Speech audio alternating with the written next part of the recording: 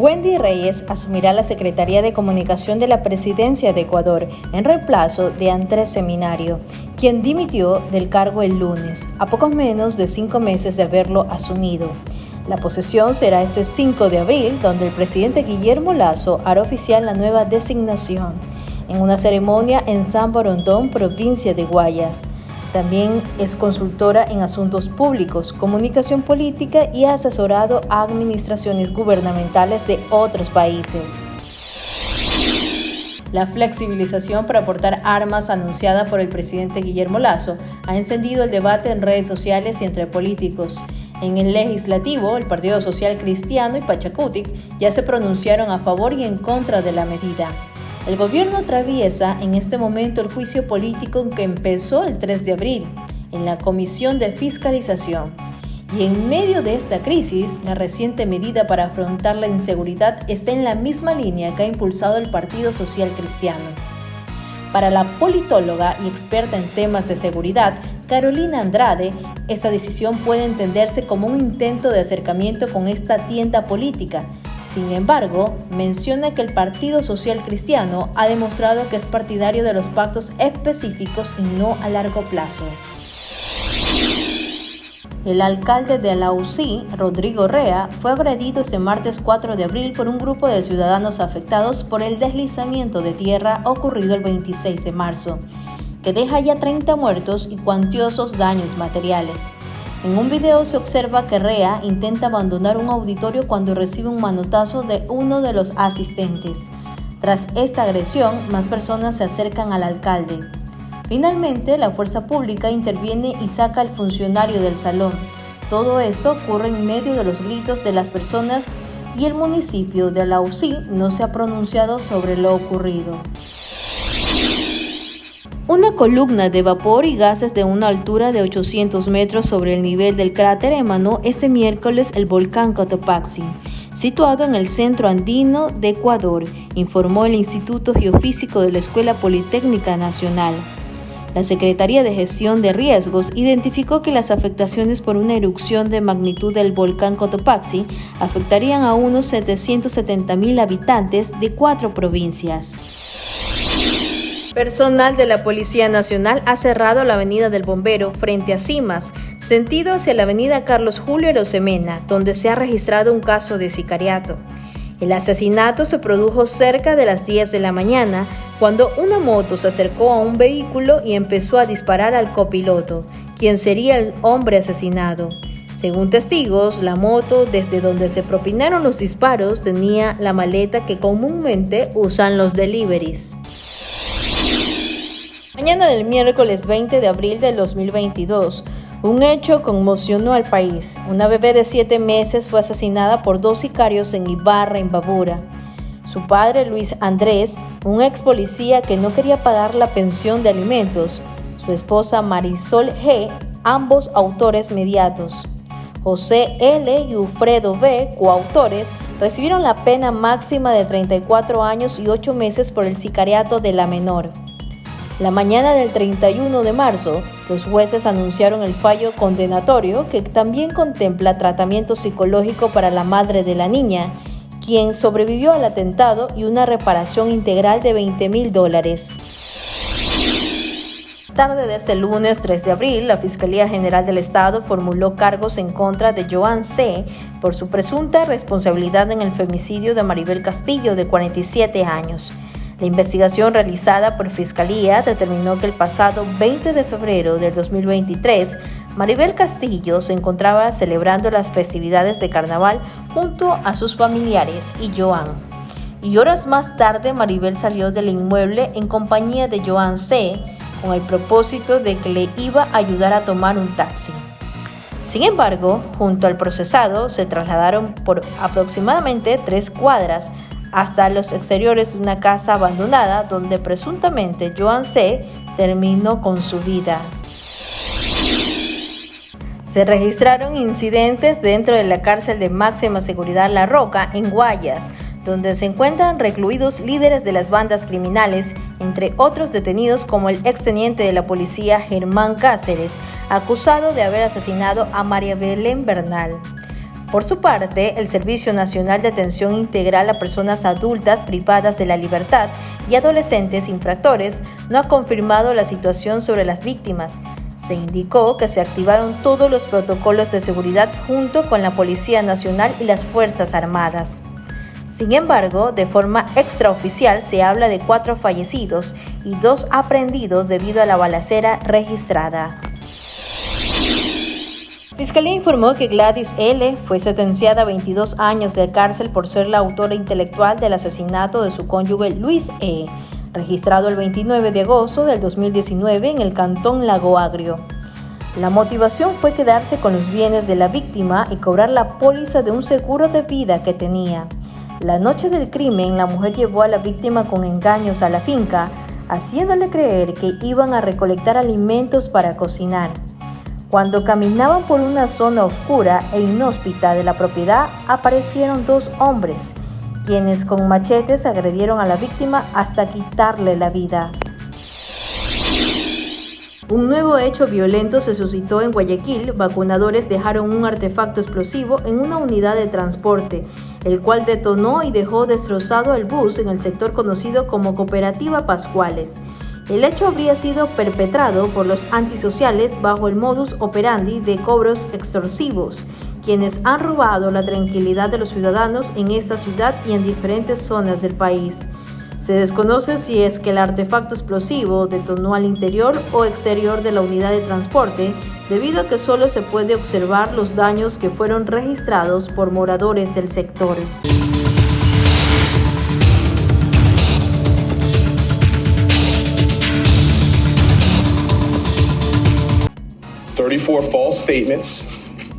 El acusado hizo 34 declaraciones falsas, realizadas para encubrir otros delitos. Estos son delitos graves en el estado de Nueva York. No importa quién sea, no podemos y no normalizaremos una conducta delictiva grave. El acusado hizo repetidamente declaraciones falsas en los registros de Nueva York. También hizo que otros hicieran declaraciones falsas. El fiscal de distrito convirtió lo que en realidad es una acusación política en una investigación política, y no es un buen día.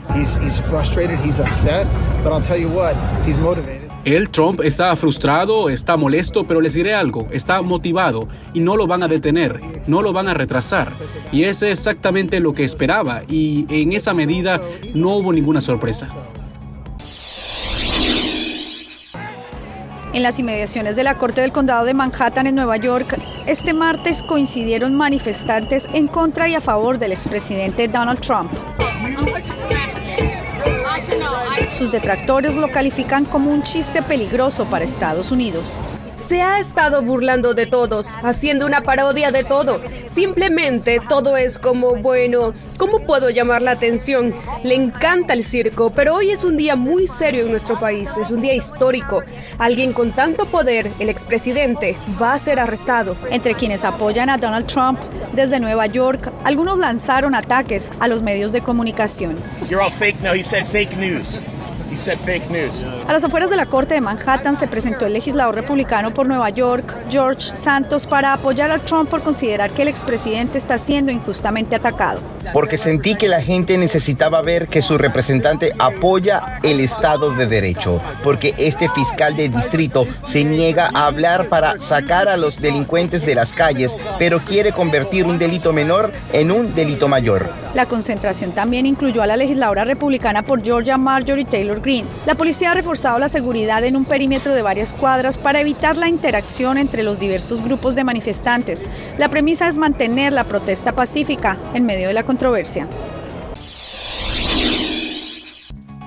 Intromisión en las elecciones de Georgia 2020. Actualmente Trump tiene al menos 5 investigaciones abiertas. Una de ellas es en Georgia, donde un fiscal está investigando los supuestos esfuerzos del exmandatario para anular su derrota electoral del 2020 en ese estado. La investigación se centra en parte en una llamada telefónica que Trump le hizo al secretario de Estado de Georgia, el republicano Brad Raffensperger, el 2 de enero del 2021. Trump le pidió a Raffensperger que encontrara los votos necesarios para anular su derrota electoral en ese estado frente al entonces candidato presidencial Joe Biden. Registros gubernamentales. El Departamento de Justicia de Estados Unidos tiene investigaciones en curso sobre las acciones de Trump en las elecciones de 2020 y también la retención de unos 100 documentos altamente clasificados de su gobierno que fueron hallados por el FBI en la residencia del exmandatario en Mar-a-Lago, Florida. El ataque al Capitolio. Un comité especial de la Cámara de Representantes investiga el violento asalto del 6 de enero del 2021. Solo el Departamento de Justicia podría decidir si lo inculpa. Demanda civil del fiscal general de Nueva York. En Manhattan, la fiscal general Letitia James demandó a Trump y a la organización Trump por supuesto fraude. James asegura que encontraron irregularidades criminales en los reportes de sus impuestos y más de 200 ejemplos de valoraciones de activos engañosas y que Trump habría inflado su patrimonio neto a miles de millones de dólares. Demandas por difamación. Y Jean Carroll, una ex columnista de la revista Elle, presentó 2 demandas acusando a Trump de difamarla al negar que la violó en un camerino de Nueva York a finales de 1995 o principios de 1996. Desde espionaje y robos de documentos hasta escándalos sexuales, la reciente historia política ha salpicado varios exmandatarios estadounidenses. En 1972, Richard Nixon fue investigado por actividad ilegal y abuso de poder, y ante una inminente destitución sin precedentes, el republicano decidió renunciar a la Casa Blanca. I shall resign the presidency effective at noon tomorrow.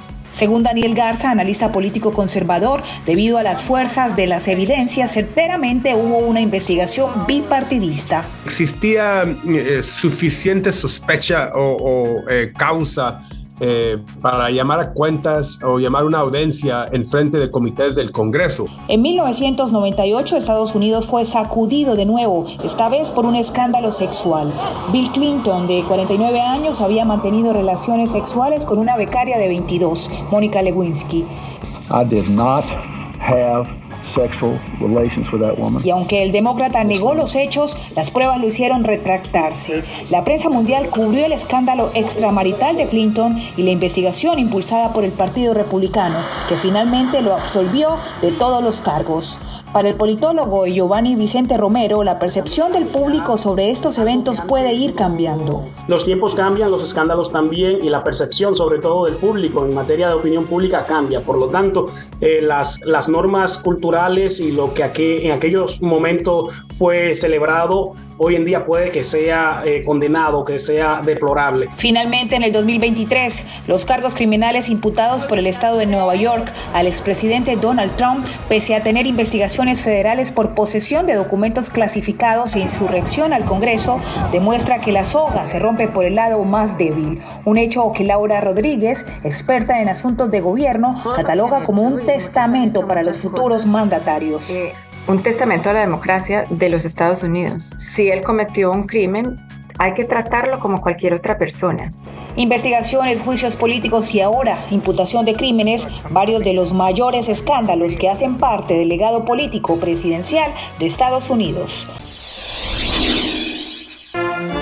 La bandera de Finlandia se izó el martes en la sede de la OTAN, un momento profundamente simbólico que marca la bienvenida oficial de la nación nórdica y un cambio importante en los equilibrios geopolíticos a medida que Occidente refuerza sus vínculos en respuesta a la guerra en Ucrania. Finlandia se ha convertido hoy en el miembro número 31 de la OTAN. La era del no alineamiento militar en nuestra historia ha llegado a su fin. Comienza una nueva era. La pertenencia a la OTAN fortalece nuestra posición internacional y nuestro margen de maniobra. La última entrada en la OTAN fue en 2020 con Macedonia del Norte, pero esta nueva vinculación en la alianza transatlántica representa una derrota estratégica para el presidente Vladimir Putin, quien ha hecho de la oposición a la expansión de la OTAN un objetivo de su liderazgo y una de las razones de la invasión de Ucrania. Hace un año el presidente ruso Vladimir Putin inició la operación Ucrania para evitar que la OTAN se expandiera más hacia el este.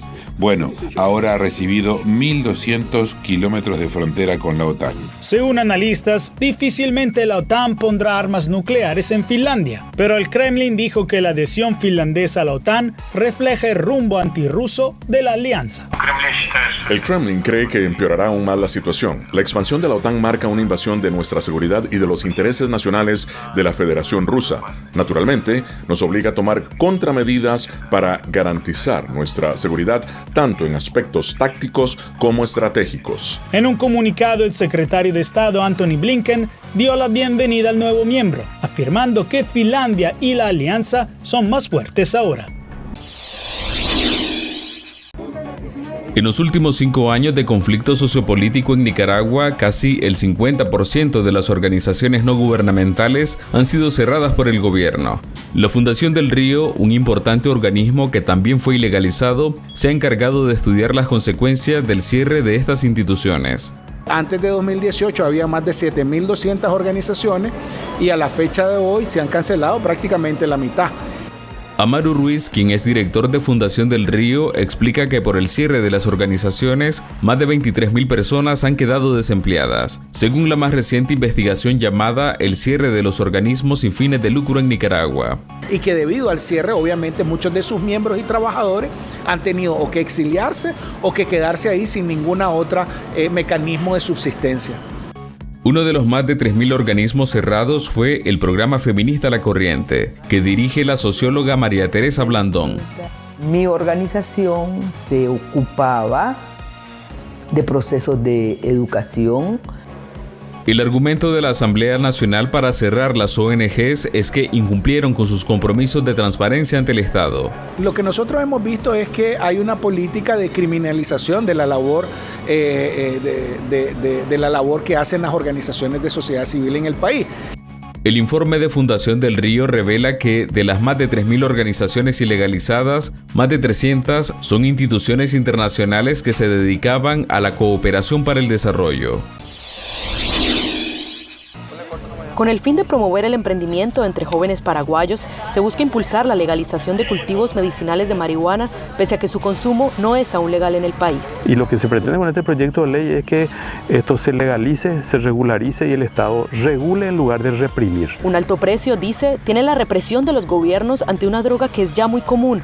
Según la Organización Mundial de la Salud, cerca del 2.5% de la población mundial es consumidora de cannabis, lo que se traduce en alrededor de 147 millones de personas. Han llenado nuestras cárceles, han cegado vidas y a su vez generan un mercado ilegal que es el propicio para el surgimiento de organizaciones criminales. Paraguay es uno de los grandes productores de marihuana en América Latina. Son las ya vulneradas por el tráfico ilegal de marihuana. Paraguay es el tercer productor mundial, con unas 20.000 hectáreas que se calculan que se concentran principalmente acá. Entonces decimos, bueno, vamos a asumir ser marihuaneros, pero vamos a luchar, vamos a procurar de legalizar esta planta, ¿verdad? Primero, porque por su valor medicinal y segundo, por su valor económico. El cannabis medicinal es utilizado por pacientes con epilepsia, Parkinson y cáncer, entre otras enfermedades. Científicos y pacientes han confirmado su efectividad para diversos propósitos para los que ha sido prescrita, incluso reducir la presión arterial, la inflamación y el manejo del dolor. Efectos adversos han sido también comprobados por su consumo, como lo son pérdida de la memoria, en ocasiones trastornos emocionales e incluso arritmias cardíacas.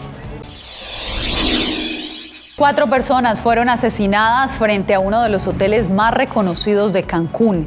El hallazgo de los cuerpos fue confirmado por la Fiscalía General del Estado de Quintana Roo. La Fiscalía informó a través de un comunicado que 2 sospechosos fueron detenidos. Todos los fallecidos son mexicanos, según informó la Secretaría de Seguridad Pública. Recientemente, el Departamento de Estado había emitido una alerta de viaje para los estadounidenses que planean vacacionar en el Caribe mexicano. Cruzar la frontera por puntos no autorizados no es sencillo, según cuentan quienes lo han vivido, pero destacan que con ayuda es posible. Yo he durado en los Estados Unidos ya 22 días de todas las veces que me han lanzado allá preso, comiendo manzanitas y taquitos allá, no. casi americano. El gobernador republicano de Texas, Greg Abbott, pide sanciones para quienes ayuden a personas como Luis, quien ha ingresado repetidas veces a Estados Unidos sin la debida documentación. El Congreso estatal analiza un proyecto de ley que incluye la propuesta del gobernador. Nos ha sorprendido ver la cantidad de tejanos, residentes y ciudadanos de Texas que ayudan a los cárteles conduciendo vehículos, transportando inmigrantes ilegales. Eso va en contra de la ley. Quiero que sea tan severo. Quiero 10 años tras las rejas para cualquiera que hace eso, para detener esta práctica de tejanos que ayudan a la inmigración ilegal en Texas. Simpatizantes de la propuesta creen que puede ser efectiva. Texas quiere hacer algo más porque está en la zona cero de esta increíble crisis migratoria masiva, la más grande de la historia. A la propuesta del gobernador se suma la solicitud de fiscales de 25 estados que piden a la Corte Suprema proteger una ley federal que se ha utilizado para enjuiciar a quienes fomentan o inducen la inmigración ilegal. La magistrada Sonia Sotomayor destacó un caso que deja ver la delgada línea que hay en el uso del lenguaje frente al tema. Hay un caso en la Corte de Distrito que involucra a una mujer que alentó a su ama de llaves o le dijo, si te vas, no puedes volver, que es una declaración precisa de la ley y fue procesada en ese caso. La Corte Suprema aún no ha emitido sentencia en el caso de Estados Unidos versus Helaman Hansen, la cual será un punto de partida clave para la propuesta del gobernador. Miles de feligreses llegan hasta el santuario del Cerro de Monserrate, ubicado en lo más alto de Bogotá, un lugar emblemático de la Semana Santa para agradecer, suplicar, ofrendar y presentar peticiones al Señor caído, el santuario que acompaña a la montaña. El Viernes Santo es el día que esto se vuelve tremendo. En el 2018, 2019, que es estando yo ya aquí, tuvimos 75,000 y 80,000 peregrinos. Desde México, Catalina Cruz llegó con sus 2 hermanas a este cerro que se encuentra a más de 3,000 metros sobre el nivel del mar para orar por su familia. Felicidades, y es hermoso este lugar, que es primera vez que visitamos Colombia. Por aquí. Y lo recomendamos, bello. Pero no solo el cerro es un punto de peregrinación. A 180 metros bajo tierra se encuentra la Catedral de Sal de Zipaquirá, construida al interior de una mina. Es otro lugar de fe y paso obligatorio para quienes viven la fiesta religiosa. Alrededor de 20-25,000 personas tenemos en una Semana Santa y a veces tenemos un Jueves Santo con 4,000, 5,000 personas, un Viernes Santo. Esto es sorprendente, muy bonita, muy accesible y se parece a la Catedral de Sal de Polonia. Catedral de Sal de Polonia. Según Procolombia, el país recibe para la Semana Santa a más de 25,000 viajeros internacionales, en su mayoría provenientes de Chile, México y Estados Unidos.